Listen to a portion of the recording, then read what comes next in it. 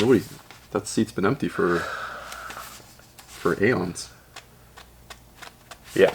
Yeah, I'm here to talk about some numbers, Chris. I'm the new... Are you with James Workshop? CFO here at Lords of War. Oh, okay.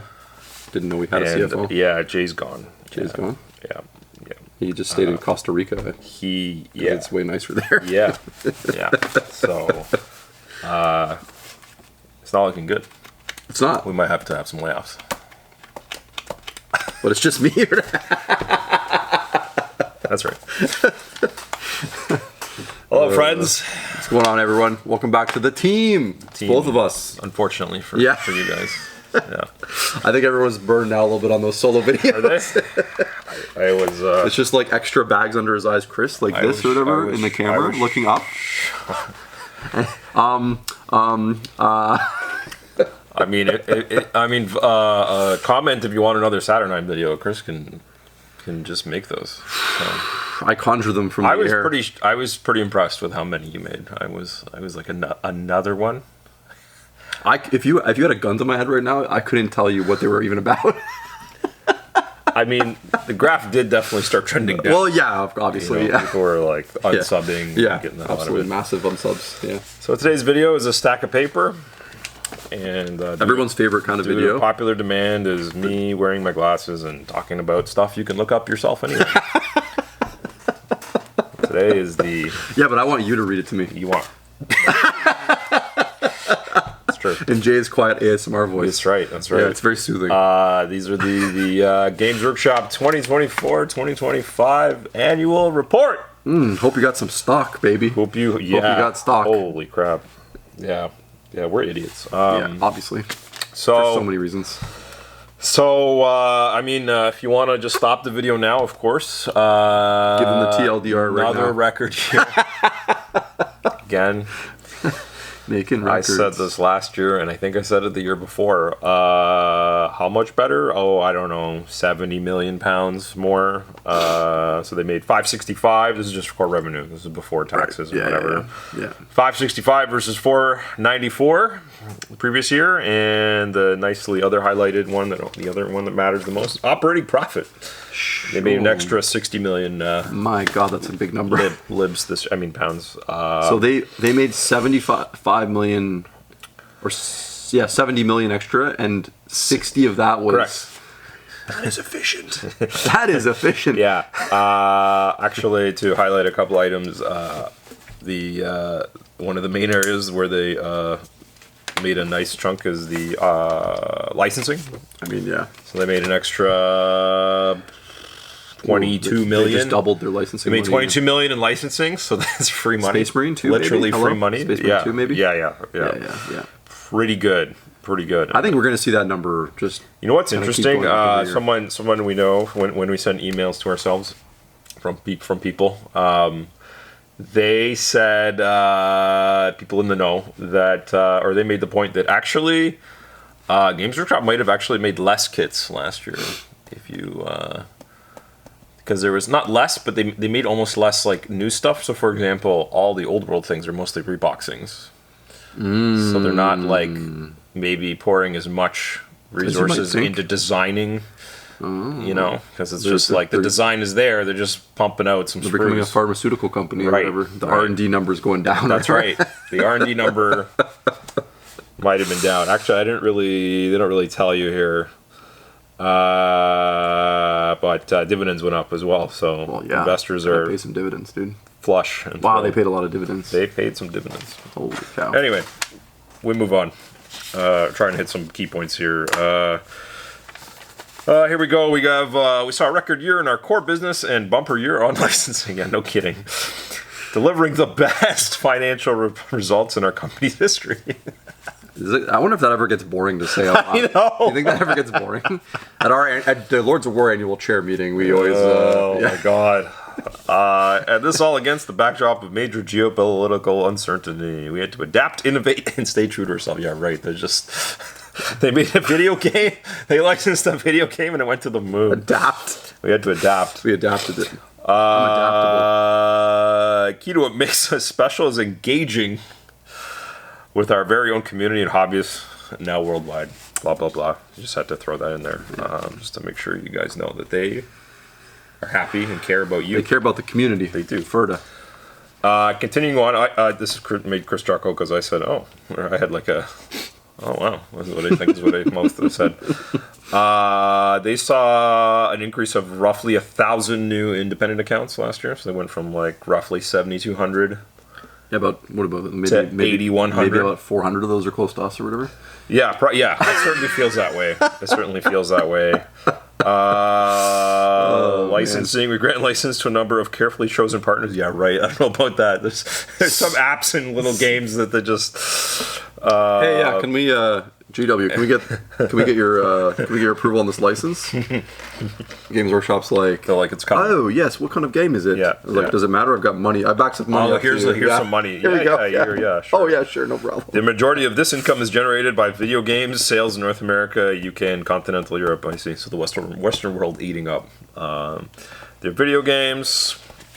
Continuing on, this is a 100-page document. Well, I didn't print all of it, but another little thing here is a little chart, easy to follow. I put a little arrow next to the one that matters. The really big one? So you can see the biggest one of them all. Is that the dividend? No, it is, the little part up top is a dividend, which did grow, but the entire bar is... the share price. Is just... wow. Just if you bought in 22, holy cow, buddy, you were doing all right. Or 2016. Holy moly. Like 25x or something, whatever the heck that is. Yamahama. Must be nice. Okay, so now we're going to review of the period, and there's a few more bits in here. So, a cracking performance by the team, delivering some cracking reward. They said cracking twice. Double cracking, holy cow. This guy's extra rich. Core business was great, blah, blah, blah. We delivered increase in sales and profit in both our core business and licensing IP. We thank our external partners for their exceptional performance. It's worth noting that our licensing performance will be very difficult to match next year. Space Marine 2 performed well above our expectations. Yeah. We will, of course, be focusing on more 40k games at the same time, continuing to look for partners to bring our Age of Sigmar IP setting and characters to console. Yeah. PC and mobile. It's not going to be the same. I'm going to tell you what. Was that one, the Realm Gate Wars? What they did? Was it it did not. Yeah, it came and went. So bad. I do like that they acknowledged that, guys, Space Marine 3 is not coming out next year, so it's not. We're not going to get this free tendies. This and I wonder year. Obviously it'd be impossible to tell, but like how much of a post Space Marine 2 bump they saw in their numbers in just like selling kits, because we saw it here huge time in October last year. It was again. I only regret not thinking about that more and just having double 2x 3x the inventory of those kits, because it came in like a tidal wave and just scooped it up.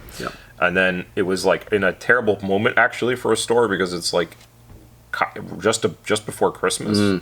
And so you were actually short on things, because it kind of screwed up even their like production process, because they're probably used to being like, okay, stores are going to bulk up a bit in the fall, and then that'll carry them through into the new year.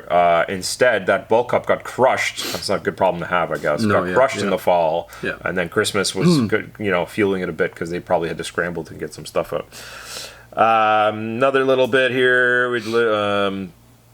No significant issues with manufacturing. Oh, this is a very interesting. Logistics or capacity. We continue to focus on a key principle of our financial model. We sell what we make, with as little as possible excess stock and minimal stock write-offs.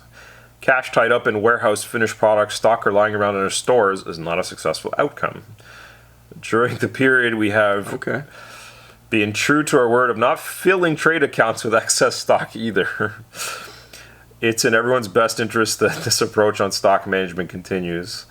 It's also honest to say we didn't sell everything we made. Our stock provision charge was $7 million, up from $6 million, so they spent an extra $1 million holding on to stuff that they didn't move. But Skaven Tide.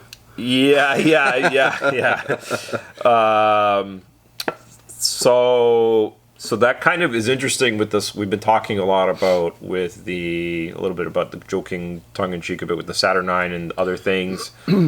And Chris's just previous video, if you haven't caught it, it's a very eloquent, well-discussed topic about discounting.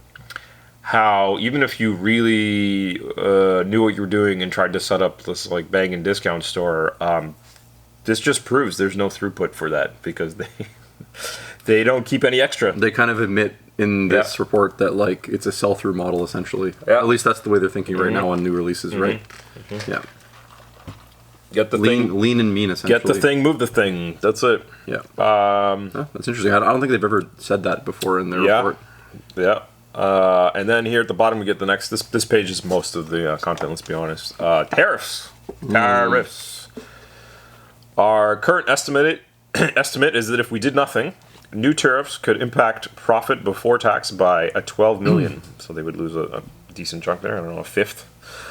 20%. Yeah, that's 20% not nothing. Of their profit would get nuked by tariffs if they didn't make any changes. So they kind of go on and what they're thinking. So the new problem will be dealt with in our normal pragmatic way. We'll not change our operational plans too much.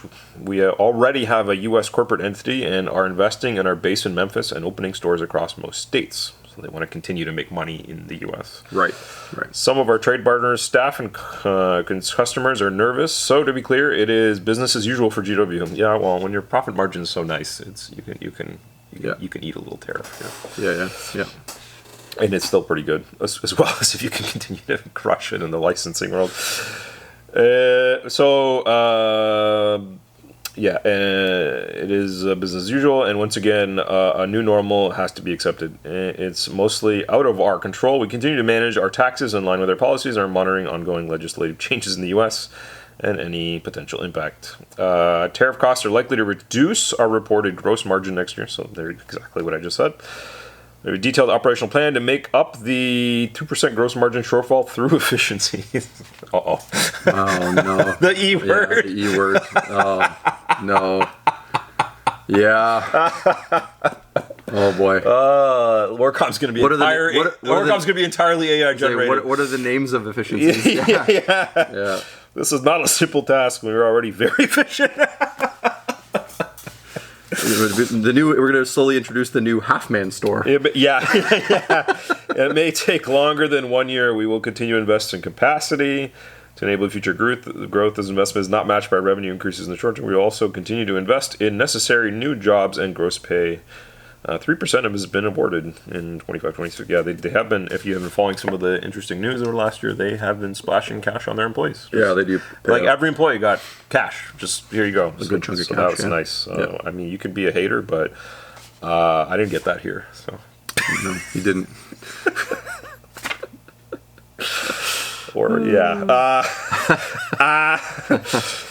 Okay, and they increased their base pay. Blah blah blah. That's good for them. Cash, they stockpiled some more cash from 80 to 85 million. Yeah, they didn't like pay out all profit and they've historically tried to always make sure to keep a healthy little bit of cash for these inevitabilities. So that's another good sign. If you're into stocks or following companies, this is always nice to know that. Now, actually, this document is insane. It's a massive document. A huge chunk of it is they are very transparent. They show like how much the top brass makes, and I guess they justify it. It was very dry. I wasn't going to get into it, but I could be wrong. I think if I interpret the chart right, I think, for example, the CEO, considering how much this company makes, I think he makes like 700,000 quid. Like he only makes like as far as CEO bucks, that's 1.1 mil a year or something for a company that does this well. Yeah. That's a philosophical thing. With GW, right? It's always been like you're never gonna make the bucks you can make somewhere else at GW, right? So like, I mean, he's putting a bunch away in stocks. That's for sure. His stock options are making up his stock more than that. But that's just interesting to see. Then they go in a little bit of like reviewing. I only really highlighted 40K spoke for itself. Obviously between Space Marine, Kill Team, all of that is good. AOS, they really talked about was Spearhead. It's kind of a little bit quiet on that front. I think it's the only exciting thing they could talk about right now with AOS. I mean, sadly. It was 4th edition too, I guess. Yeah. But yeah. You can watch our next video and more on that.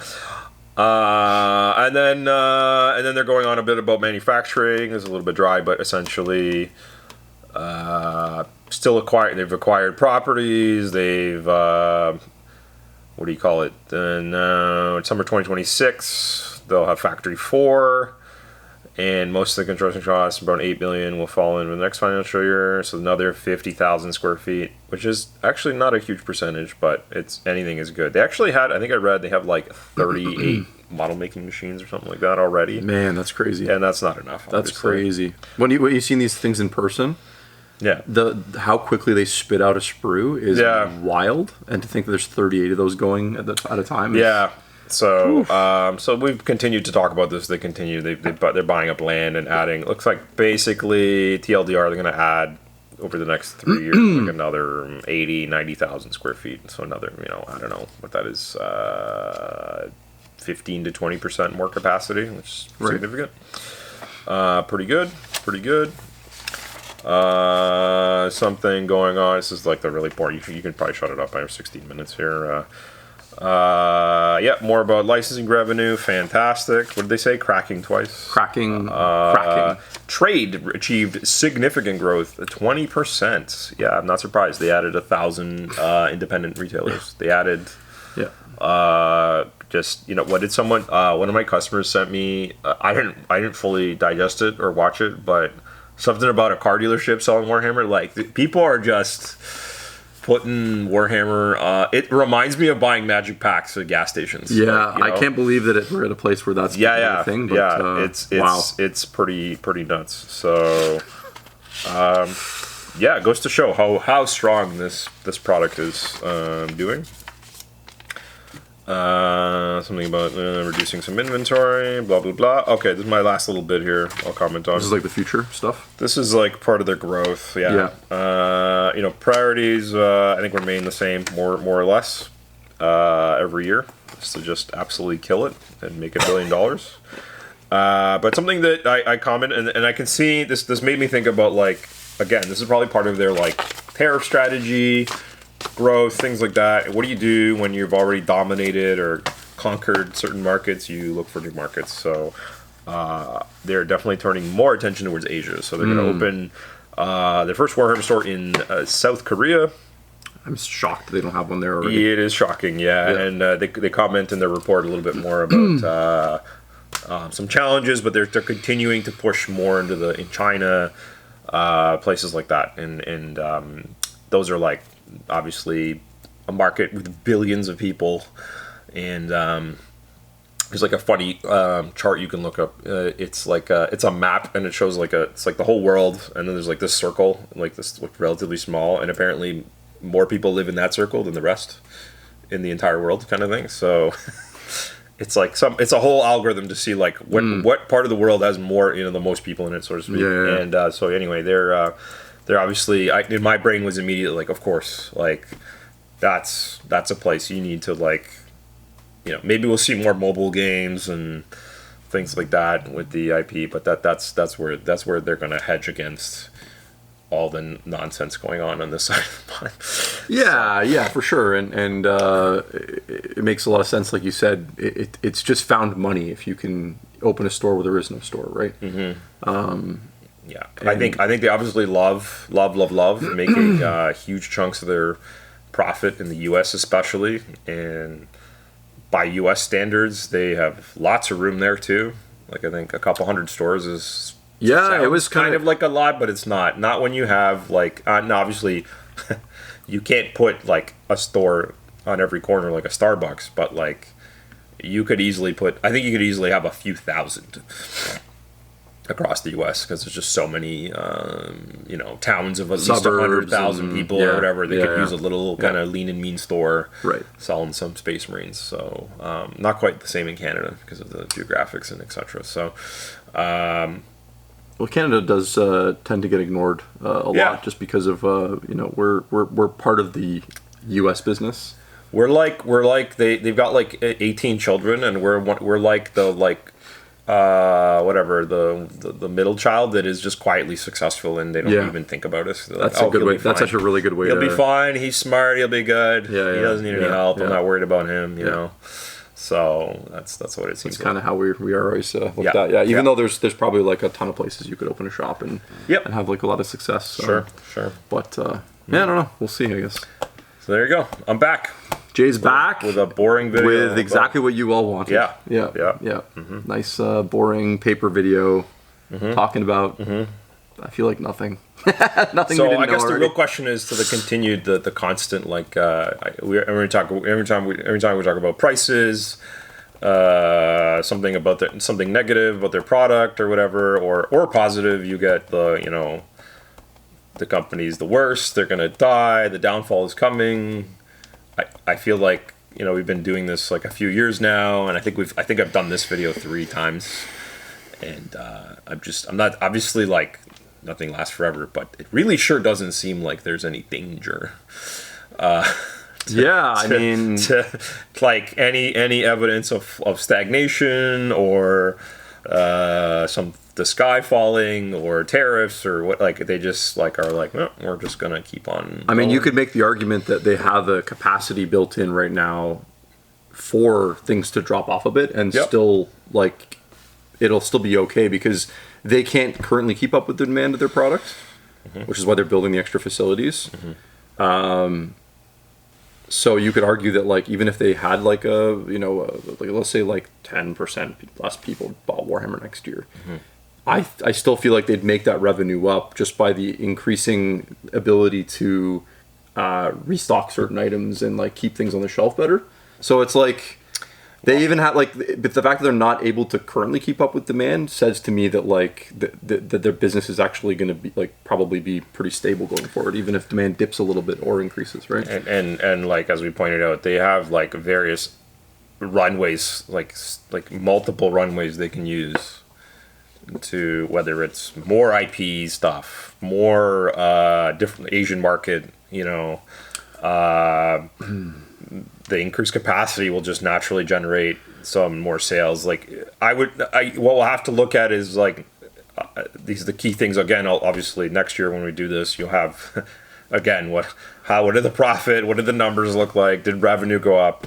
But for example, I think one of the sneaky key things is like if they say they added another 1,000 stores, that alone will tell me that is like the fuel, the gas, the whatever you want to call it, that is going to dictate the ramp of the graph. And as long as that continues, I think anytime that number is flat or flat or slightly down or up, that's when it's okay. The growth is slowing down. But if you're adding accounts, that means like people cannot get enough. Areas can't get enough. People are opening stores, and if they're not closing in droves, then I mean, at some point they will. Yeah. But right now it's extremely healthy and still very popular, despite all the negative things that we can list off. Despite the cost, despite the game, despite. What do you view as like their number one challenge going into next year? Well, like they said, I'm guessing based on what they themselves said. For shareholders or whatever, for the sheer numbers of the chart, the IP money is just not going to be the same. That was just like such easy windfall. So whatever it was, 40 million, 27, whatever it was, 20, 30, I could see it being like a third of that next year. And then also obviously tariff-related expenses. I think the other indicator will be is, are you going to see a little, are we going to see more of these like little fiascos about whether it's a Dominion, although we keep saying this, but it doesn't seem to matter, between Dominion, Skaven Tide, and now Saturnine. Hivestorm, you can maybe Hivestorm. We could make a week's worth of videos on each of those, and everyone will come out with it being like, they finally screwed up, and there's no evidence of that even mattering. So maybe if they have too many of those in a row, like, I mean, they always continue to surprise me with the stuff they cook up, whether it's Chaos Dwarves or new stuff for Old World or new factions for 40k, etc. But you do wonder if you're going to hit, if they have some, it's kind of like what we talk about Magic a lot. Are they going to hit a few sets in a row or whatever, product lines in a row that are going to kind of fall flat? And how will that, if they don't move now, but then again, they also make things in like, they really capture the FOMO really well. They make reasonable amounts of things. Like at the end of the day, like if you want to talk about Saturnine, Dominion, etc., like this is all on the retailers, in my opinion. Like it's not like, well, careful, Jay. It's you not. don't have shades on. You can't. Yeah, I know. I don't. I have. Yeah, like in my opinion, it's up to me to ask GW like how many I want and what they can fill and give me. And you're not just a drop shipper. I'm not a drop shipper. Massacre. I'm not a drop site massacre, and to us it seems like very obvious. Like you're just but yeah, there was only one of those 4 releases that I feel like we were a little deceived on. Dominion was a little bit of a wool over our eyes, but I feel like even they're aware a little bit because they didn't do that with with other things like Skaven Tide and stuff. Yeah, so that's true. They we'll see what happens there, but but again, like we ultimately still kind of like, kind of pushed ourselves. We're like, we better make sure we get all these right. So I don't know. It's yeah. So the only way to reject those products is if retailers themselves basically, say. Yeah. It's the consumer. It's the consumers that buy directly from them to reject it, and then also the retailers to reject it. The retailers have to the learning has to happen. And I just haven't seen that. No, it hasn't. We just have not seen that. Which I'll keep going to again and again. I know we're deep into garbage time here, but it's like I still can't fathom the Saturnine thing. Like it hasn't settled in my brain yet because like I keep going back to like how. How does this happen? Like, we had all these things happen, and how did we get here? Like this, I don't know. Like, go watch the Saturnine saga or whatever. If you want to see my thought process through that, but like, it just boggles my mind how like many of these retailers thought this was going to be this like blow off the shelf product, and I don't know. I don't know what they saw that I didn't see, but yeah, don't know. Maybe it's too many retailers that have like cut their teeth in selling TCGs, and they're not, and they're like still in that mind of like, with printing allocation. Like, you look at Wayland Games. You're like, how does that happen, right? Like, how do you? You know what? I'll give my last little tidbit on that. And this is just again came to me briefly. Maybe this is news because we're so much about Saturnine and whatever, and it just was like came up. That might have been a normal practice. They might just do that all the time. That might just happen frequently with them. They're just like, it's totally possible. Every big box game, they order 1 billion. Yeah. And sometimes they sell them through and do and sometimes they don't, and they liquidate it at a discount. And quite frankly, might them, just be their business. Like that's just business as usual. For them, it didn't really hurt them. No, because like they have 1 billion other things they sell. Let's assume they sell Magic or whatever or something like that. Like they might be like, okay, well, whatever. Saturnine was a line item on our thing, didn't do well. We liquidated. We broke mostly even. What's next week? Spider-Man collector boxes or something. For Magic. And that'll probably go to the moon, and they won't even like care or think like. Right. I think sometimes people like we make such a big news thing about it. Whatever. So. Yeah. Well, it was easy videos for a while, as you guys saw. Yeah. Very easy videos. Yeah. Well, thanks for watching. Welcome back to Jay. I know he's not dead. I'm not hiding him underneath. Fortunately, he's not hiding behind the Saturnine box wall in the bathroom or whatever. Surprise. Yeah. Please go check out our Patreon, where you can support us for as little as $3 a month. That helps us make these videos and buy fancy computers and bleep bloops. To make the videos better. Vacations. And obviously take super fancy vacations. When's my vacation? Thanks for watching. Check out our hobby channel where we do just like a little reviews of things and hobby stuff.